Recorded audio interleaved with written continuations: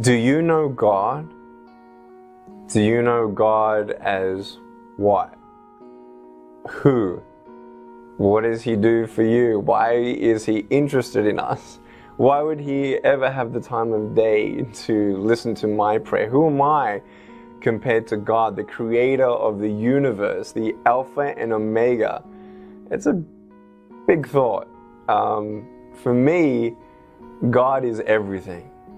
For me, there were many times in my life where I did not have peace in my life, and seeking the answers to many questions, and of course being born without limbs, I asked God, why did this happen?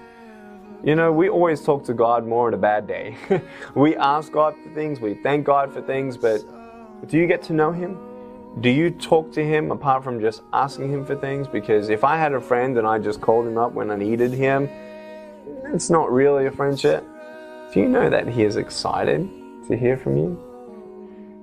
Do you know that you were on His mind before the earth began and He formed you in your mother's womb? That was such an amazing peace that I had at 15 years old, to know that I finally have someone who's going to be with me through it all, who knows all my circumstances, who's bigger than my circumstances. Not like my parents. My parents loved me. My parents were there for me. They were not going to leave me at all. But they couldn't change anything. And they couldn't heal my heart. But God did. How cool is that? That He loves me so much that I'm not going to die. I may take my last breath here on earth, but I have confidence in Him, not only for salvation, but for comfort, for strength. And I can actually talk to Him. I might be good to you, but compared to God, who's Nick Vujicic? No one. I might be good compared to some other people, but how good is good and how bad is bad? That's why we bring out the Bible and say, okay, let's not compare ourselves to each other, but let's compare ourselves to God. Well, if we do that, we got a little bit of a problem.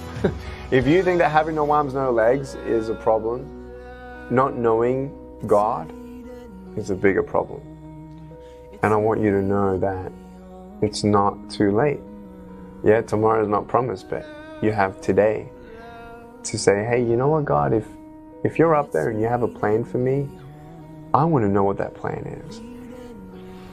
And the beautiful thing about knowing God is knowing what He says.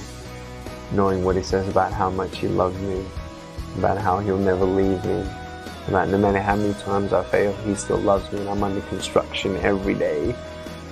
And Nick fails God, but God's grace is sufficient as long as I hunger and strive to know Him more. And it's not this to-do thing, it's a love thing. I love God, and God loves me.